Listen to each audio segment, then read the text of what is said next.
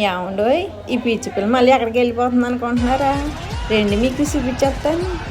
మా ఇంట్లో చిన్న ఫంక్షన్ పార్టీ ఉందండి. ఆ పార్టీ చేసుకుందని ఫామ్ హౌస్కి వెళ్ళిపోతున్నామండి.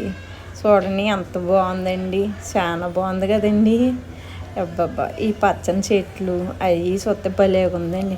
నేనైతే అండి పిచ్చి పిచ్చిగా ఎంజాయ్ చేసేసానండి. చాలా బాగా ఎంజాయ్ చేశానండి. అది మీకు ఇంకొకటి చూపిస్తాను రండి.